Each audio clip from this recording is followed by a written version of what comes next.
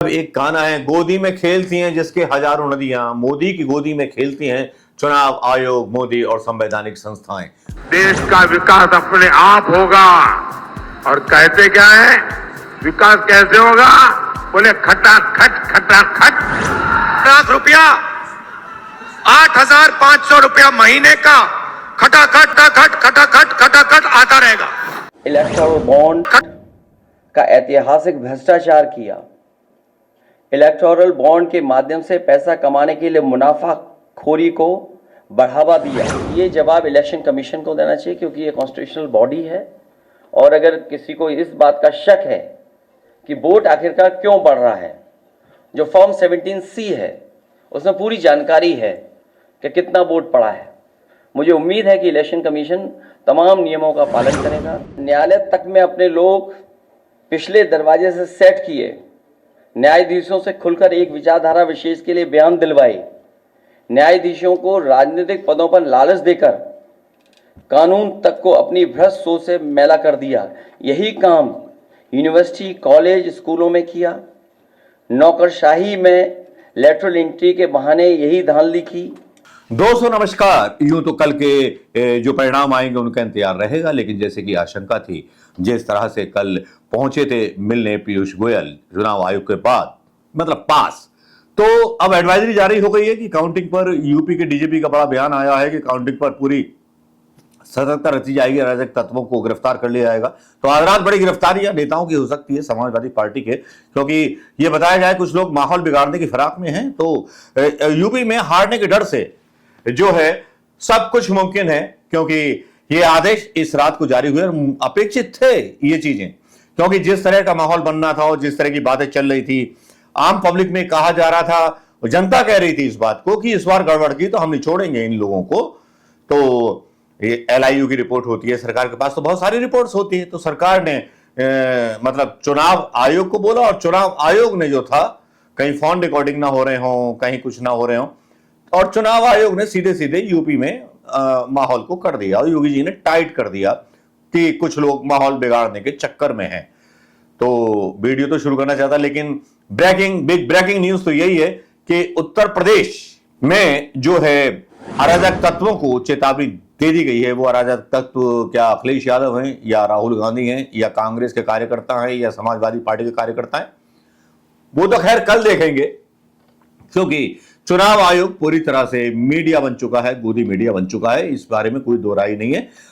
चुनाव आयोग ने आज प्रेस कॉन्फ्रेंस की और 150 DM के बारे में जहां तक एक सूचना दी जाती है चुनाव आयोग को, वो गुप्त होती है और चुनाव आयोग को इसकी जांच गुप्त रूप से करानी होती है। लेकिन चुनाव आयुक्त जो हैं जयराम रमेश से पूछ रहे हैं कि 150 DM का नाम बताओ, DM का नाम बताओ कौन कौन थे। तो जयराम रमेश क्या उन DM की नौकरी खा जाएं, नाम सार्वजनिक करके? ये तो सीक्रेट होता है। चुनाव आयोग का मतलब क्या है, चुनाव आयुक्त का मतलब क्या है? तो चुनाव आयुक्त राजीव भी गोदी मीडिया की तरह ही फेक आंकड़े और फेक एक तैयार कर रहे हैं जमीन अपने आका को जिताने के लिए। क्या आपको नहीं लगता दोस्तों कि कुछ ज्यादा ही हो रहा है? क्योंकि यहां पर कई जगह की शिकायतें आती हैं, कई जगह EVM के 117 से फार्म नहीं बांटे गए, कहीं आवाज आती है बिलासपुर से कि वहां पर जो है बहुत कुछ गड़बड़ हो गया है, EVM मशीनों के नंबर बदले गए हैं, सारा कुछ बदला गया है। मामला क्या है पूरा जरा देख लीजिए। शान क्यों है, वो जवाब क्यों नहीं दे रहा है, इससे साफ ये समझ में आता है कि कहीं ना कहीं गड़बड़ी की गई है। आप किसी भी जगह पर उठा के आइए, आप किसी भी जगह पर उठाकर देख लीजिए। मैंने एक रैंडम उठाया, देखिए बूथ क्रमांक 104 कोटा में, यहाँ पर जो मशीन की नंबर दी गई है और ये जो 17C फॉर्म में नंबर दिया गया है, इसमें भिन्नता है। आप यही देख लीजिए, ये तखतपुर, आप कोई सा भी पेज उठा लीजिए, हमने उठाया, इसमें हम इसकी त्रुटि हम आपको दिखाते हैं, इसके साथ की त्रुटि हम आपको दिखाते हैं। ये देखिए बूथ नंबर 3, ये मशीन का नंबर है और ये 17C के फॉर्म का नंबर है, ये दोनों में भिन्नता है। हम ये बिल्हा निकालते हैं, बिल्हा में हमने बूथ नंबर 16 निकाला, ये मशीन का नंबर है EBU EA48720 और ये 17C का फॉर्म का नंबर है, इसमें भिन्नता है। तो ये क्या है, आप ये देखिए, बिलासपुर निकाला हमने, ये बिलासपुर में कोई सा भी रैंडम इतनी मतलब 611, अगर हम 2251 की बात करते हैं तो 611 25% का नंबर होता है। अगर 25% मतदान केंद्रों में दी गई मशीन जो मॉक पोल में नोट कराई गई थे नंबर, उसकी 17C से मिलान नहीं होता है तो ये अपराध है, अपराध। इतना बड़ा अपराध मुझे नहीं लगता कोई करके बच सकता है। इसलिए मैं आज आपके सामने, आज आप मीडिया कर्मियों के सामने आया हूं कि इस विषय को हम आज आपके माध्यम से निवेदन करते हैं कि आप लोग इस विषय की मजबूती को समझिए। ये लोकतंत्र की हत्या करने का प्रयास है और हम तो चुनाव आयोग साहब इस पर कब ध्यान दे रहे हैं आप? जो ये संज्ञान, ये सोशल मीडिया पर चल रहा है वीडियो, इस पर कब ध्यान देंगे? या आप भी मतलब एक गाना है, गोदी में खेलती हैं जिसके हजारों नदियां, मोदी की गोदी में खेलती हैं चुनाव आयोग, मोदी और संवैधानिक संस्थाएं। बस यही बोला जाए या यही कटु वचन आपको बोले जाए या यही कटु व्यंग्य आप पर किया जाए? क्या आपने ये अंदेशा नहीं जताया?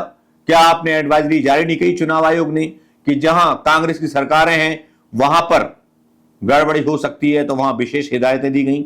लेकिन उत्तर प्रदेश में तो योगी जी की सरकार है, तो वहां माहौल कैसे बिगड़ सकता है? क्या ईवीएम में बड़ी गड़बड़ी कराने के चक्कर में है?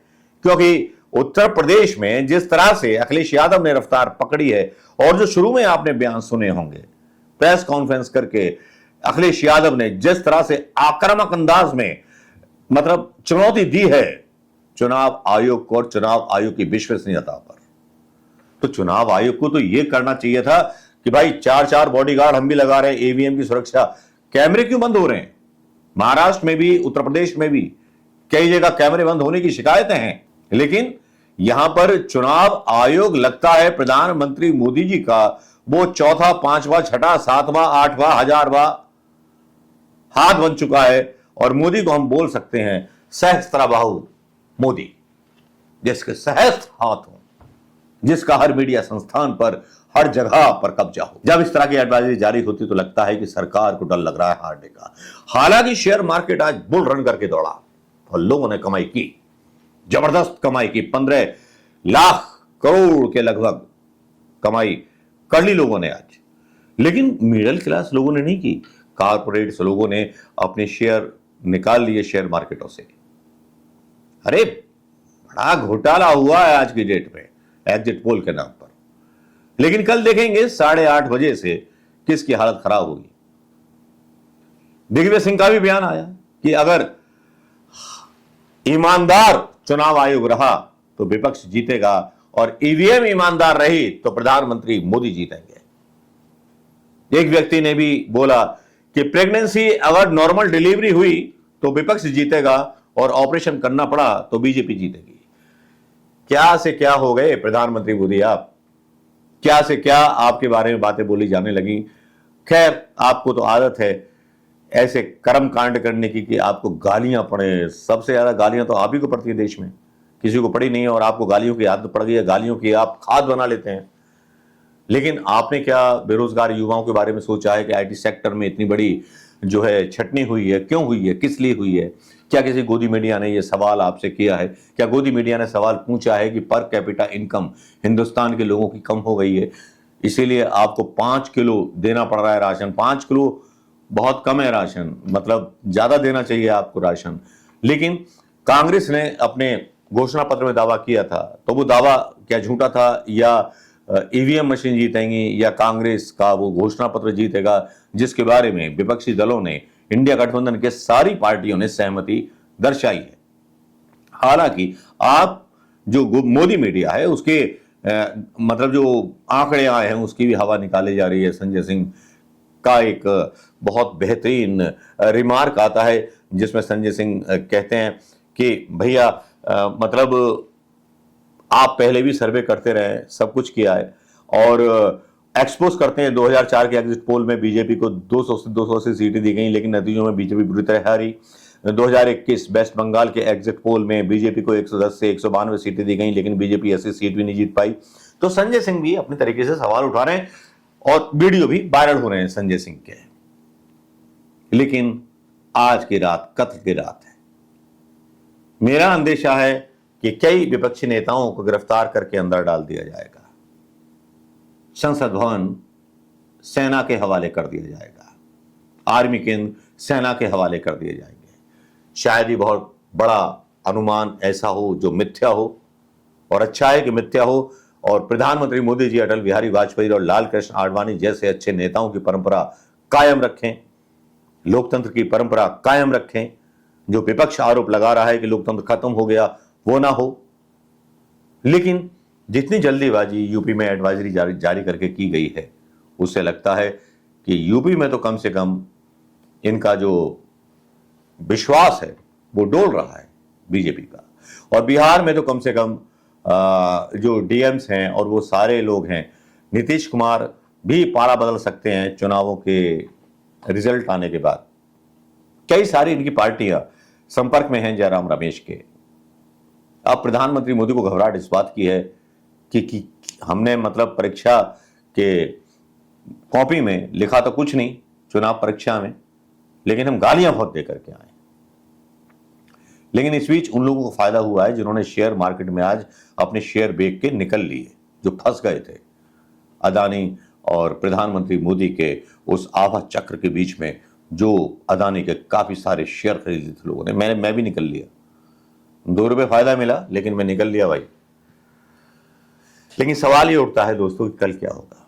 सांसें थामिए, कल सुबह 8:30 बजे का इंतजार कीजिए और देखते हैं कल क्या होगा। लेकिन चुनाव आयोग ने मीडिया जैसी भूमिका अदा की है प्रधानमंत्री मोदी के हर पाप को छुपाने के लिए। ये बात भी हिंदुस्तान याद रखेगा, हिंदुस्तान की जनता याद रखेगी। क्या आप याद रखेंगे? अगर याद रखेंगे तो किस रूप में रखेंगे? थोड़ा सा अपना जवाब दीजिए और कमेंट कीजिए और बताइए, क्योंकि अगर ये पूरा वीडियो आपने नहीं देखा है तो पूरा वीडियो फिर से देखिए, फिर समझ में आ जाएगा आपको। नमस्कार, जय हिंद दोस्तों।